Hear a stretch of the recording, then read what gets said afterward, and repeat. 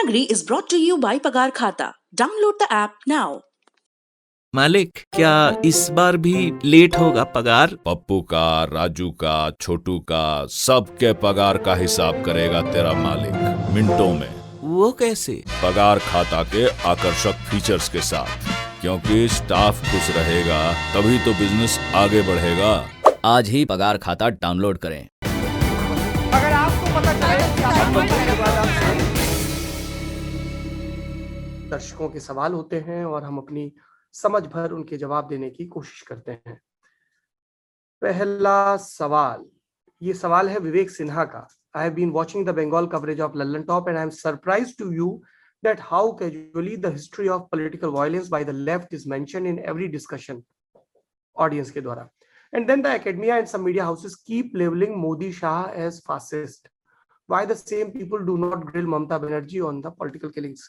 विवेक, आपका सवाल बिल्कुल दुरुस्त है कि ये पूछा जाना चाहिए। आप आज के भी नेता नगरी में आप देखेंगे, अगर आप यहाँ तक आए हैं तो मैं उम्मीद कर रहा हूँ कि आप बंगाल पर जो हमारी चर्चा हुई उसको आपने सुना होगा, देखा होगा कि किस तरीके से लेफ्ट के टाइम पर और फिर टीएमसी के टाइम पर पॉलिटिकल वायलेंस, मतलब as a journalist I am shocked and surprised. It's very difficult to cover Bengal elections. हम किसी भी गांव में जाते हैं, किस तरीके से मार्किंग शुरू हो जाती है, चेज शुरू हो जाता है। दीज आर डिफिकल्ट क्वेश्चंस जो इन पॉलिटिकल एस्टेब्लिशमेंट से भी पूछने चाहिए और उनका जो ग्रास रूट लेवल से लेकर स्टेट और सेंट्रल लेवल तक लोग रिप्रेजेंटेशन करते हैं उनसे भी पूछा जाना चाहिए। I completely agree with you.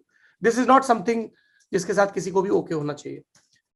दड़पे का सवाल है, you talked about Lalitaditya Muktapida once in Neta Nagri. Can you tell about more of the kings who we have forgotten completely and some resources to know them?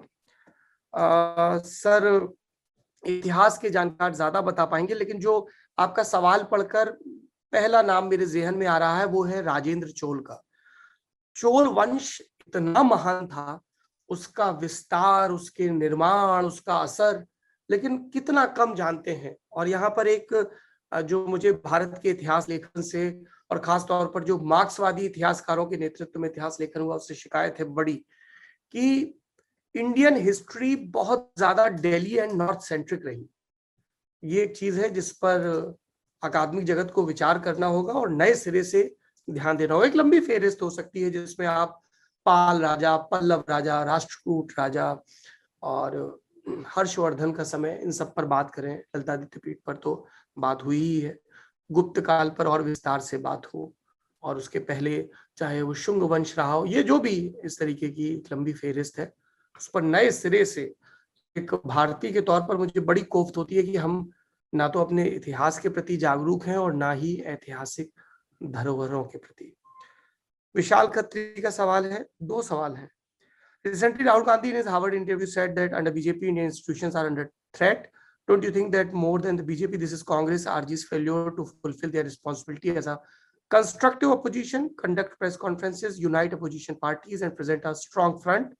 What are your thoughts? और दूसरा सवाल है, what could be the long-term side effects of this continuous jab to foreign institutions portraying India as no more a democratic country? विशाल, आपने ये सवाल पूछा, मुझे सबसे पहले एक वेब पोर्टल पर 2 दिन पहले आई एक रिपोर्ट जो कि एनालिसिस के फॉर्म में थी, रोहित तिवारी की, वो ध्यान आ गई, जिस पर काफी मुखामुखम भी हुआ ट्विटर पे। विदेश में जाकर भारत के संस्थानों के बारे में चर्चा करना, इसका प्रेसिडेंस पहले भी है।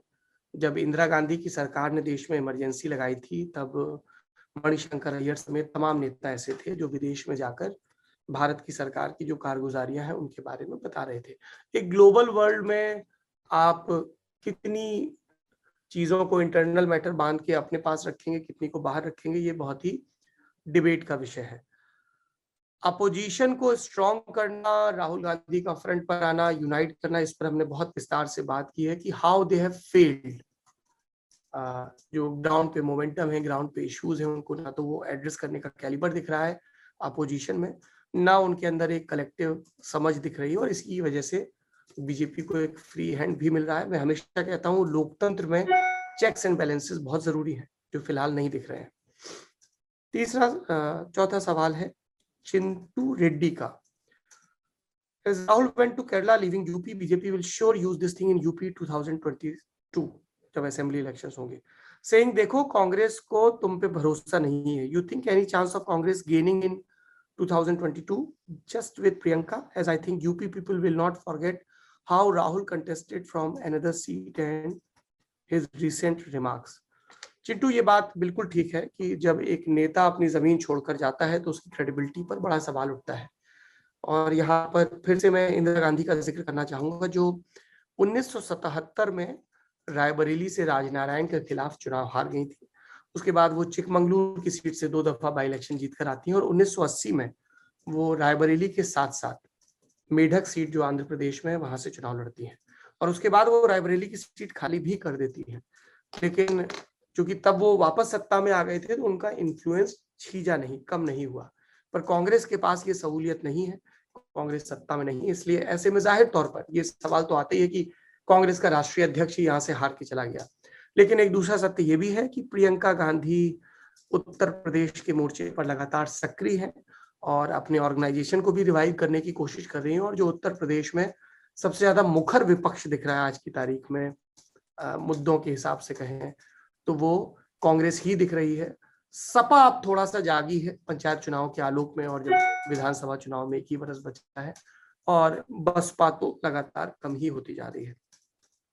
क्या कांग्रेस रिवाइव कर पाएगी? संभावना तो है, लेकिन किस रफ्तार से रिवाइव कर पाएगी? अगर मेरी याददाश्त ठीक है तो कांग्रेस अभी दहाई में नहीं है उत्तर प्रदेश में। वर्स्ट एवर परफॉर्मेंस थी उनकी 2017 में। ऐसे में वो कितना रिवाइव करेंगे, किस नंबर तक पहुंचेंगे, किस तरीके के अलायंस करेंगे, और वोट जो अपोजिशन का वो कितना स्प्लिट होगा सपा बसपा कांग्रेस वगैरह के बीच, ये एक देखने वाली बात होगी। और यहाँ पे बीजेपी को एक क्लियर एज मिलेगा। प्रखर खामपारिया का सवाल है, how can we collectively stop criminalisation of politics? Sir, इसके 2-3 तरीके हैं जो मुझे इमीडिएटली समझ में आ रहे हैं। एक नागरिक के तौर पर जब हम जागरूक होंगे और ऐसे प्रत्याशियों को चुनना बंद करेंगे जिनका आपराधिक रिकॉर्ड है, उनका महिमा मंडन, उनका भोकाल, अरे साहब उनका तो बड़ा तगड़ा टेलर है यहाँ पे, जब तक हम उस जोन से बाहर नहीं आएंगे, दबंगों को पसंद करने के जोन से, तब तक चीजें बेहतर नहीं होंगी। दूसरा, एक समाज के तौर पर जब हम लगातार पॉलिटिकल सिस्टम पर ये प्रेशर बिल्ड करेंगे कि अगर आप एक दागी को, एक सो कॉल्ड बाहुबली वाली छवि के नेता को टिकट देंगे तो हम आपका समर्थन करेंगे, लेकिन उस नेता के केस में नहीं करेंगे। ये मैसेज बहुत लाउड एंड क्लियर जाना चाहिए। और तीसरा, जो इलेक्शन कमीशन है और इलेक्टोरल रिफॉर्म्स को लेकर काम करने वाली संस्थाएं जैसे ADR वगैरह, वो जो कॉन्स्टिट्यूशनल तरीका है कि दागी नेता चुनाव न लड़ पाए, अगर उनको सजा हो गई है, उनको अपने केसेस अब डिक्लेयर करने पड़ते हैं, इसको और ज्यादा बढ़ावा देने की जरूरत है। अगला सवाल अमित कुमार का, अगर ममता बनर्जी नंदीग्राम से हार जाती हैं और पूरे बंगाल में जीत जाती हैं तो क्या होगा? तब तो बड़ा सिंपल है, अगर ममता नंदीग्राम से हारती हैं, पूरे बंगाल में जीतती हैं, तो बहुत प्रायिकता इस बात की है कि किसी दूसरी सीट पर कोई विधायक इस्तीफा देगा और ममता बनर्जी वहां से चुनाव लड़ेंगी। हालांकि वहां पर भी फिर बीजेपी जाके तगड़ी फाइट देगी, तो जाहिर सी बात है कि इस पर्टिकुलर कंडीशन में ममता बनर्जी ऐसी सीट चुनेंगी जहां पर नंबर गेम पूरी तरह से उनके हक में हो, उनके पक्ष में हो।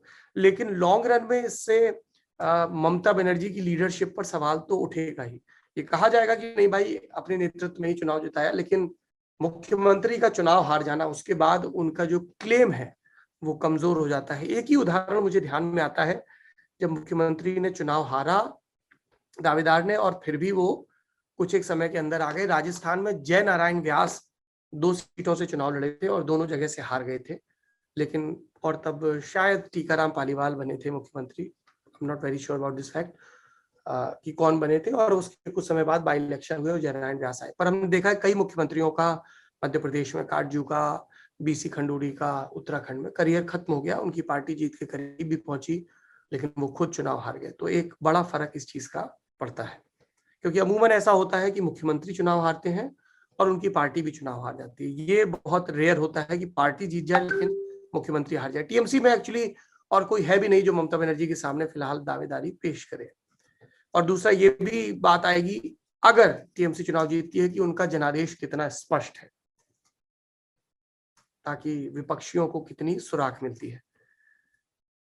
मिथुन का सवाल है, what would happen if Mamata is going to short of few seats and Congress has it, then new alliance would be in pipeline? Most definitely. Adhir Ranjan Chowdhury ने इशारों में इसका संकेत भी कर दिया है और ये तो बिल्कुल फॉरगॉन कंक्लूजन है कि ऐसा होगा ही। अगर ऐसा होता है कि ममता बहुमत से कुछ कम और कांग्रेस को मिला के वो बहुमत के करीब पहुंच जाए, टीएमसी के सामने एक बड़ा लेफ्ट के सामने द्वंद होगा। हालांकि लेफ्ट के जो यहाँ के स्टेट सेक्रेटरी हैं सूर्यकांत मिश्रा, उन्होंने कहा कि हम किसी भी कीमत पर टीएमसी के साथ नहीं जाएंगे। लेफ्ट एक्चुअली ऐसा कर भी नहीं सकता है, इसलिए उनके लिए कैच 20 सिचुएशन होगी कि वो फिलहाल बीजेपी को रोके या टीएमसी को रोके। अगला सवाल है कि क्या असम में भाजपा का बिना मुख्यमंत्री चेहरे के चुनाव लड़ना हेमंत बिश्व शर्मा को मुख्यमंत्री बनाए जाने की तरफ इशारा है? क्योंकि आपके साथ इंटरव्यू में भी उन्होंने इस बात का इशारा किया था। उस इंटरव्यू के खूब चर्चे हुए हैं। दोनों ही पॉसिबिलिटी हैं। हो सकता है कि सर्बानंद सोनोवाल वापस मुख्यमंत्री बने, कुछ समय के लिए बने, फिर उन्हें केंद्र में समायोजित किया जाए। लेकिन अगर बीजेपी ने हेमंत बिश्व शर्मा की महत्वाकांक्षाओं को इस बार तसल्ली बख्श ढंग से अकोमोडेट नहीं किया तो असम में उनकी पॉलिटिक्स को टर्मोइल झेलना पड़ेगा, ये बहुत क्लियर है। और हेमंता और उनके समर्थक तो बहुत स्पष्ट हैं कि इस बार वो मुख्यमंत्री बनेंगे। Let's see. क्योंकि ये भी कहा जा रहा है कि असम में जो संघ नेतृत्व है वो हेमंता को लेकर अभी भी उतना सहज नहीं है। लेकिन कई लोग ये भी कह रहे हैं कि पिछले 1-2 वर्ष की जो हेमंत की राजनीति थी वो उसी गैलरी के हिसाब से की गई थी कि उनको प्लीज कर सके। आखिरी सवाल है विदित खेमानी का। Don't you think that when the EC conducts assembly elections in a number of states together then it's a drawback for a national party like the BJP since the capacity of top leadership gets divided between the states? No Vidit, I don't think so. उनके पास leadership की एक लंबी कतार है। बंगाल में ही देखें तो मध्य प्रदेश के और तमाम राज्यों के, उत्तर प्रदेश के, बिहार के नेता यहाँ पर आकर प्रचार कर रहे हैं। जो टॉप लीडरशिप है वो थोड़ा थिन स्प्रेड हो जाती है, लेकिन आप देखेंगे कई चरणों में चुनाव हो रहे हैं, तो उस हिसाब से भी उनको अपनी माइट को इक्वली या स्ट्रेटेजिकली डिस्ट्रीब्यूट करने का मौका मिल जाता है। गौरव धींगरा, उनका सवाल है how to be an effective communicator, how to work on your skills? Gaurav, I am still working on my communication skills, so probably a good communicator can answer that question। लेकिन आपने पूछा है तो लोगों को ऑब्जर्व करना, ऐसी भाषा इस्तेमाल करना जिससे उनके साथ सीधा कनेक्ट हो, और जब उस भाषा का इस्तेमाल करें तो आपकी देह भी वही भाषा बोल रही हो, मतलब आंगिक और वाचिक दोनों ढंग से आप अपनी बात को संप्रेषित कर रहे हो, कम्युनिकेट कर रहे हो। खूब ज्यादा लोग और खूब ज्यादा साहित्य पढ़ेंगे तो भाषिक वैविध्य रहेगा, भाषा में आपके संरचना के स्तर पर और शब्द संपदा के स्तर पर बहुत चीजें रहेंगी। आप सुरुचिपूर्ण ढंग से नए नए रूपों और उपमानों के जरिए अपनी बात कह पाएंगे। मुझे लगता है कि ये एक महत्वपूर्ण चीज है। नेता नगरी में जवाबदेही का सेगमेंट यहाँ पर खत्म होता है। अब बढ़ते हैं आखिरी सेगमेंट की तरफ, जिसका नाम है फुर्सत की सलाह। अभी तो हम बंगाल में हैं, तो आप हमें सलाह दीजिए, कहाँ जाएं, क्या खाएं, किनसे मिलें। और किताबों के मामले में मेरी सलाह है, मैंने ये किताब पढ़नी शुरू की है, पेंगुइन से ये किताब आई है। इस किताब का शीर्षक है Republic of Hindutva, how the संघ इज रीशेपिंग इंडियन डेमोक्रेसी। इसे बद्री नारायण ने लिखा है, जो कि Govind Vallabh Pant social science institute है इलाहाबाद, वहां पर डायरेक्टर है। और बद्री नारायण का संघ पर और दलित आंदोलन पर बड़ा काम रहा है। काशीराम की भी बायोग्राफी इन्होंने लिखी है, तो ये किताब मैं रेकमेंड करूंगा। इट्स अ गुड रीड, मैंने आधे से ज्यादा पढ़ ली है, मैं खत्म कर लूंगा इसको। दूसरी किताब कुछ पुरानी है, लेकिन मेरे कई मित्रों ने सलाह दी कि इसको जरूर पढ़ा जाए। कौटिल्य प्रकाशन से ये किताब आई है, आशुतोष राणा की किताब है रामराज्य। और आशुतोष राणा के चिंतन, उनकी कविताओं का, उनके भाषा पर अधिकार का, कितनी प्रांजल भाषा बोलते हैं, और बिला शक उनकी अभिनय क्षमता का मैं मुरीद हूँ, तो इसलिए मैंने ये किताब उठाई है। और इसमें देखिए मेरे सामने ये पंक्ति है कि क्योंकि वे जानते थे कि अप्रामाणिक आशंका प्रामाणिक शंका से अधिक घातक होती है। शंका की उत्पत्ति का कारण प्रत्यक्ष होता है, किंतु आशंका को जन्म देने वाले कारण प्रच्छन्न होते हैं। वे आशंकाएं ही होती हैं जो व्यक्ति की कर्मणा शक्ति का क्षरण करती हैं। तो इस तरह की कई पंक्तियां हैं, जैसे ये, राम अपनी माँ कैकेयी के उद्देश्य को जान परम संतोष से भरे हुए बोले, सभ्यता इस तथ्य को प्रकाशित करती है कि मनुष्य के पास क्या है, और संस्कृति का अर्थ होता है कि मनुष्य कैसा है। सभ्यता दिखाई देने वाला शरीर होता है, तो संस्कृति ना दिखाई देने वाली आत्मा। निराकार भाव को साकार करने वाला कलाकार कहा जाता है माँ। इसलिए संस्कृति एक कला है और सभ्यता उसका कौशल, और सभी गुणों को सम्यक रूप से धारण करना ही संस्कृति कहलाता है। ये राम और कैकेयी का संवाद है। तो इस तरह के कई प्रसंग हैं इसमें, जिनको पढ़ने की मैं कोशिश करूंगा। और देखने में तो पूरा भारत आईपीएल देखेगा, अपन भी देखेंगे, शुरू के कुछ मैच देखेंगे, टेम्पो कैसे बिल्ड होता है चुनाव के बीच। और इसके अतिरिक्त तो कुछ अभी देखने का मौका मिला नहीं है, तो उसमें ज्यादा कुछ सलाह मैं दे नहीं सकता हूँ।